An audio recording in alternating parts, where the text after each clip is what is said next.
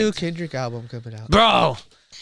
Bro, I get on Twitter every day because I have to like I have to like do a lot of like see what's going on in the country, in the state or whatever, just to see if there's other stuff to talk about for the podcast or whatever. Yeah. And every other fucking day, Kendrick Lamar is trending, and I'm always like, please let him be trending because he released the record or he released a song. I can't stress enough how much and how many times I listened to Damn. Like, for real, I love that album. It's so fun. I like my favorite Kendrick record is To Pimp a Butterfly. I knew it. Yeah, To Pimp a Butterfly. I think that is the best hip hop record that has been released. I don't even know if it's okay to call it hip hop record. I think that's the best, but I'm gonna do it anyway. That's the best hip hop record that has come out in the last 20 years, and I say that. I fight me, dog. Like, anybody that has anything to say about it, and I know what that means. I know that that's going up against Blueprint. That's going up against fucking Reasonable Doubt. That's going up against all the Kanye, he really college dropout like this. There, but that record, it's got content, it's got production. But it's even more. It's like it has content, has production, the musicality, him playing tribute to not only like funk sensibilities and jazz sensibilities of like where his tradition comes from. And like where the black tradition comes from, but then like all of that, you could have made a record just based on those things, and any musician would have been like, "That's fucking fire," because you're paying a tribute to all these people. Yeah. But it's not enough for him. He does all of that, and on top of that, social commentary, and then on top of that, like avant-garde, rapping over avant-garde production, over avant-garde musicians. He didn't have to take those chances. He didn't have to. He was already right after fucking Good Kid. Yeah, he kill my vibe. He could have fucking went like even more. Yeah. Like mainstream, you want to call it? I guess so, but he could have been like, he could have gone even more like thug, like rapping about the streets kind of thing, and even to the album cover, like all in front of the White House, and you know what I mean, like, and then just iconic. Like pouring shit out like in the White House, like I'm like, man, like I that album is, I think is a masterpiece. It's really great. It's so good. Yeah. I got into Damn because I remember it came out and we were on tour. And we were like, just have it on all the time. And the more I listened to it, I was like, it feels like a mixtape, but you don't want to skip a song. And every one on it is just like, I love the chances he's taking again. And like, so Madlib, the producer, has Quasimodo as like his alter ego, and he puts out rap albums. And he always played with the pitch shifter on his voice, like he's talking to himself. And one guy had the real high voice. We'll go ahead, and for Kendrick to do that and also do the angry guy and then go back to the something about when he turns into a Gemini. Exactly. he always does that. Every time he's like, I'm a Gemini, he starts fucking going crazy. Yeah, and then it's got these songs on there that like, I don't know what it is about it. There's that one song, it's not Pride, of the one that just has the guitar. Either way, like, it's stuff that like, what a cool blend of types of hip hop, and they always hit. And then it's got like, DNA and Humble, all that kind of stuff. Was like, yeah, of course, it's got some bangers. Right, yeah. It's just, what a cool album. And he's, the fact that he's so like popular and mainstream, people love that too. It makes me like, I'm glad someone's like that, still doing it and going hard. I think Kendrick Lamar, maybe another hot take, especially for all the like Mount Rushmore people in hip hop. I think Kendrick Lamar you heard about, what's it called, the Snoop Dogg one? What? What's it called? It's like Snoop Dogg's Mount Rushmore. They have like a group. It's like him, Ice Cube. Oh, like from the West Coast? Yeah. Like Dre, Ice Cube. Mount something. Kushmore or some shit. I forgot what it's called. I forgot it's probably like him, Dre. That song, Subwoofer, big subwoofer in the back. Oh, yeah. Anyway, sorry. I think Kendrick Lamar is the second best rapper of all time. Ooh, who's your first? Jay. Oh, okay. See, I have somebody that people are like, you love or hate okay. In this conversation, when I say top rapper, I mean collectively everything encompassing, like, charts, records, blah, blah, blah, like everything. Lyricist? Yeah. Just playing like who can rap and like nothing else matters. Yeah. None of the like acclaim, fame, money, whatever, like none of that shit. It's a completely different list. Okay. It's like, and none of the rappers that are in the top 5 rappers are in the top 5 lyricists. Okay, I could agree with you. You know on what I that, mean? Because I'm So, an MF Doom diehard. Yeah, in my top 5 lyricists, easy is Doom, Black Thought. Oh yeah. Fucking shit. I'm gonna blank out on all these.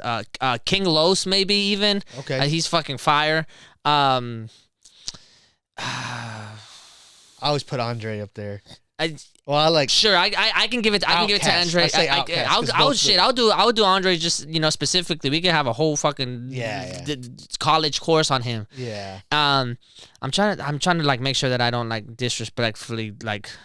Leave out a big yeah. one. Wait, we can go down this list. It'll go. What's the guy from Atmosphere? Oh, Slug. Slug. Yeah. Slug and this is probably the only one that's like has like some sort of pop acclaim to some degree is Lupe. Oh, he's great. Yeah. I But again, remember you showed me him a long time ago in my room, and it was the rigor mortis. No, that was Kendrick. Sorry, that was Kendrick. That was the first time you showed me Kendrick. I remember that. That was years before he was even big.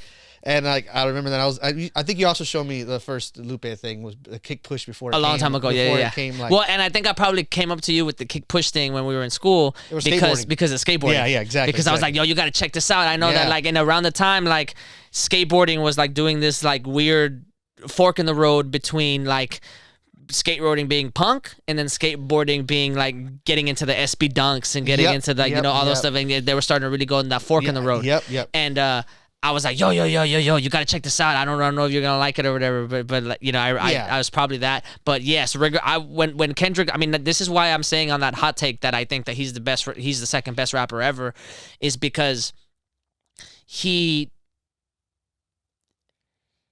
I've been following him since Overly Dedicated, which is his first mixtape, and then after that Section 80, and then you get Good Kid, Mad City, all of that.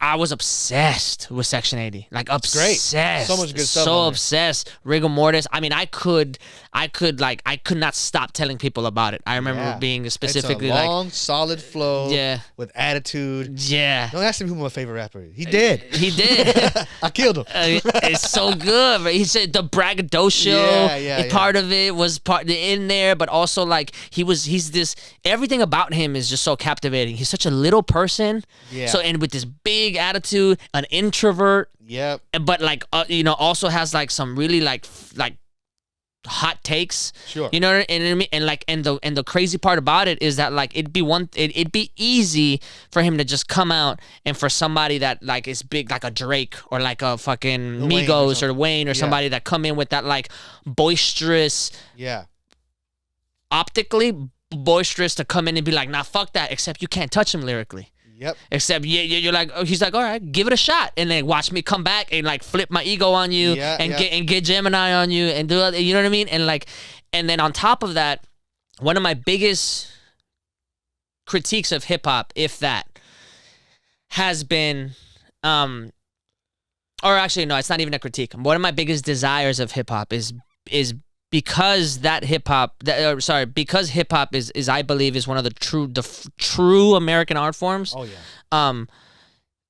I think it would be awesome if they took the responsibility collectively and started social change and started like, you know what I mean? Yeah. And I think a few of them have done a great job. It's not their responsibility. I'm just saying that like potentially the potential that they have to like capture the minds so of many people listen, right, and really like it's the most popular genre of music in the world, and speech for him. Well, and it's because hip hop is directly tethered to social struggle. Yeah. You know what I mean? In the same way that maybe jazz was at one point. Sure. Before it got academic. Yeah. Like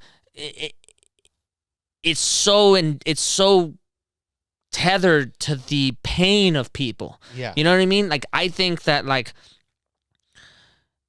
hip hop did what maybe jazz couldn't.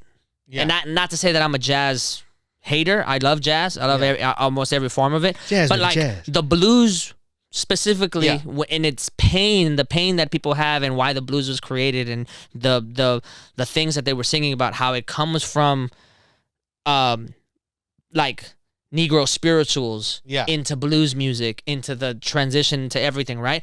And I think hip hop is a direct line there. It's Yeah, like hip hop, blues, it goes straight through like the soul, right? And the issue that it gets kind of caught up in the glamour and the Sure, sparkle and there's nothing wrong with. I don't have any problem with that whatsoever. But I do find it incredibly powerful for somebody like Kendrick Lamar to use the medium to give you the bangers, to give you swimming pools and humble and DNA. But you listen to those songs. It's in the same way that when Outkast made what was the Parks? Hey Ya, or Hey Ya, Hey Ya, where it was like everybody's dancing to it, but the meaning of the song is not a good meaning. You know what I mean? Yeah. In the same way that that Andre can trick you. Yeah. Into saying like that takes somebody on another level. That takes a different kind of mental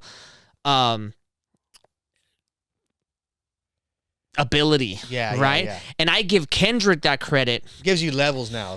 I give Kendrick that credit because he hasn't showed otherwise. Yeah. And he's very meticulous about what he does. He's very appreciative and grabs in people. Yeah. Kamasi Washington. What's the saxophonist? Terrence Martin. Oh yeah, you gotta he brings them all in, and it's all like no. Like I'm not trying to. I'm trying to play an ode to the Miles Davises and to all these crazy things, and like and to our heritage.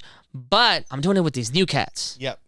With the new Miles Davises, with the new, like, you know what I'm saying? For sure. So coming in and doing that, recognizing that on a musical level, and then putting it together, wrapping it up in a perfect bow with social commentary, with all these things, and then conceptually, visually taking that on the road also. Yeah. Because he's Kung Fu Kenny in that DNA tour. He has he looks like Don Cheadle from Rush Hour 2. The entire tour, he's just sitting there with the, how Don Cheadle in Rush Hour 2 was like, like don't be speaking about me. So the entire tour on the stage is just him, this big white background, and he's just in the thing. Yeah, and then when he does a big like Grammy performance and stuff, he'll do like a big social commentary. Thing. Yeah, exactly. And it's one of those things he where uses like his platform to really look at that. I really appreciate that because it would be very easy for the masses to be like, man, fuck all that like conscious shit. Like I'm trying to party right now. I'm trying to do this. I'm trying to do that. And there's artists that just want to focus on that, and I understand why it doesn't break through as much as something like. And the only reason I don't put him at one is because I think Jay has a little bit more cachet in terms of what he means to the culture business wise. Sure. So I bring that in a little bit more also, and the longevity that he has. I also think that, but I think I am perfectly willing 20 years down the road to bump him up to one, depending on how he takes the next 20 years. But I just think Jay, from Reasonable Doubt, the drug dealer that we know in Reasonable Doubt, all the way to 444, seeing like him have this like introspective, like let me make the hip hop album about how my infidelity towards my wife and how that made me feel. That's like two completely different people. Yeah. And then having that trajectory, and then having that what's the word I'm looking for? That evolution and growth.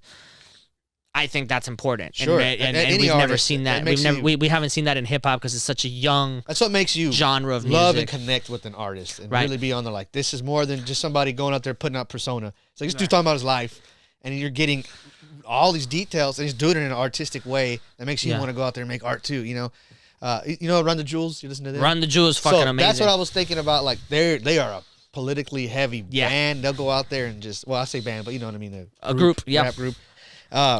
They're politically heavy because every video Zach De La Rocha is right there chilling. every video is Killer Mike. That's like another walking. One of those groups. Yeah. I hope Rage Against the Machine makes another album, and I hope it's like. I'm very surprised they haven't. Because with the Trump era, they had plenty shit to talk about. We'll see.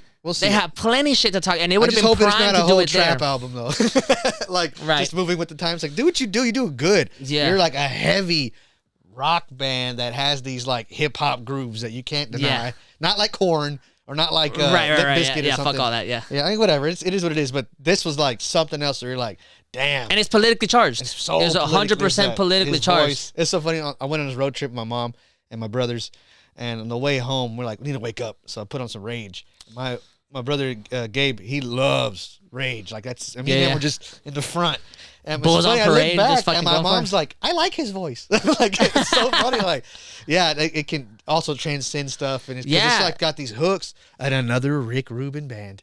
Like, come on.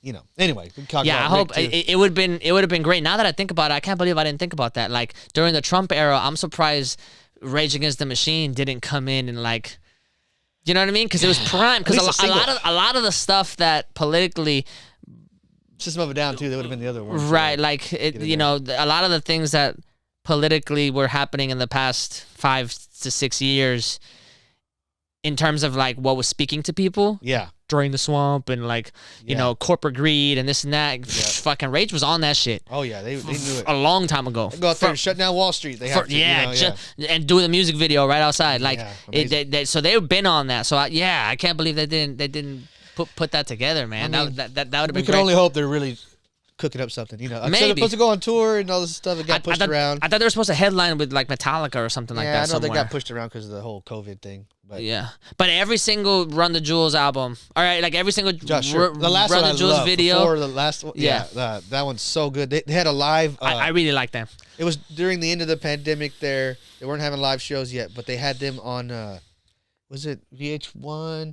It was a vote thing. It was the last election. It was like a rock the vote kind of thing, and they had a performance where they played the whole new album all the way through, and it was awesome, man. I figured out that Run the Jewels had another album coming whenever the end of Ozark. They had it was like the season finale of Ozark, and they like shoot Homegirl, and as soon as you hear that DJ Premier come in. Oh, that man. Like, ooh, la, la, wee. Yeah. Oh, I was like, what the hell is this? Yeah. I was like, this is perfect. And then I went back and listened to the track. Jam, dude. No, that got some heavy bass. That on album is too. so good. Have you heard the Lil Wayne remix?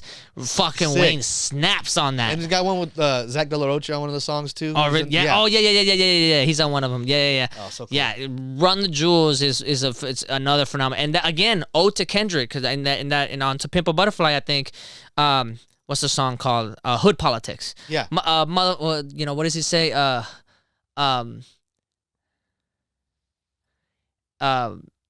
Motherfuckers want to say they miss when hip hop was rapping. Well, motherfucker, if you did, then Killer Mike will be platinum. Like, and I was like, yo, there it is. Shit. Yep. Again, there goes Kendrick being like, he knows like y'all some hypocrites, dog. Because like there's some good shit happening out here, and y'all ain't even paying attention to that shit. And Killer Mike is a force to be reckoned with. Yep, always a badass. I remember he was on. First time I heard Killer Mike that I remember was on Outkast, and the whole world loves it when you sing that sound. Wah, wah, wah, wah. And he goes like, well, fucking, I'm knocking them out like Randy Moss. I don't need to just see him going, just Killer Mike. On his Goody Mob shit? Yeah. Oh, love it. Fuck. Love it, man. I like him a lot for, I even like listening to him just speak, like when he's not rapping, when he's doing his like, he had a show on Vice. Yeah, he had his show. He started his own little I like watching or something. Yeah, I like watching him like speak on like Bill Maher. Yeah, he's smart dude, man. He's incredible, man. There's a clip of him on Bill Maher explaining to them how hip hop started and like what it was, and then he's explaining to. I use it in one of my videos, and man, it's so good. He's a phenomenal human being and a great entrepreneur, great businessman. Like he's fucking fine, and he's one of those people that I really admire because he's one of those people that'll be like, no, I'm gonna come in here and talk to you about how to get back to Martin Luther King's dream. But me and my girl are going to a strip club tomorrow. You know what I mean? He's still a player. Yeah, but after this though, me like my wifey wants to go to the club. Like wifey wants to go to the strip club. We about to waste some money, and I really like that. I really like that. The fact that he's not ashamed of it. Political he's just activist, but hey, I'm a man. You know, what am I gonna And my girl wants to go. Yeah, and he's not like me, he just wants to go. He's like, my girl wants to go. Yeah. And then he'll talk about his kids and shit. He'll be like, my kids really need to stop fighting. Yeah, You know what I mean? He's just talking. He's real, man. He's just a real person. And they ask him some real ass shit. So he takes away like a lot of the veil of superstardom, right? Like they'll ask him like, oh, like you're gonna send your kids to public school or something like that. He goes, nah, I'm sending my kids to public schools. I pay taxes for public schools. My ass is going to, but like my kids are going to public schools because that's what I pay for. And I'm gonna vote. I'm going to PTA meetings and I'm going to the board meetings and really involved. because the way that we create change is locally, not federal. Like, you know what I mean? And I was like, yo, that's real. Yeah, that's one of the reasons I love Atlanta. So it's so diverse from like the hip hop spectrum. Like you got a Killer Mike in there, you got old school T.I. in there, and then you also got Migos in there, and you got So I'm like, yo, Atlanta's like fucking fire, man. Sure. But you know, I may be biased too because you can't really fuck with Houston. So I mean, whatever, dog. Like I just saw the skate video. It's called there's a grip tape company called Shake Junt. And they made a video called Shrimp Blunt, and it's H-Town out. For real? I was surprised.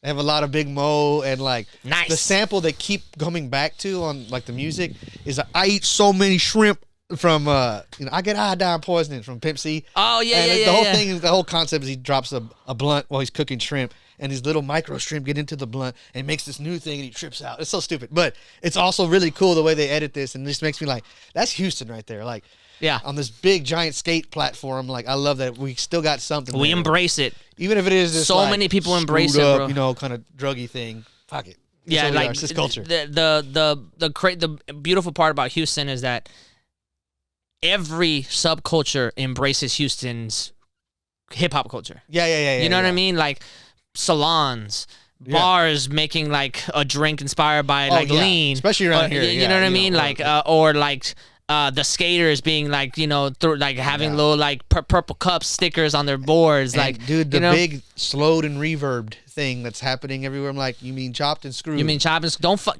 It's all right. It's all right. It's all right. Like, nah, it's not all right. It's not.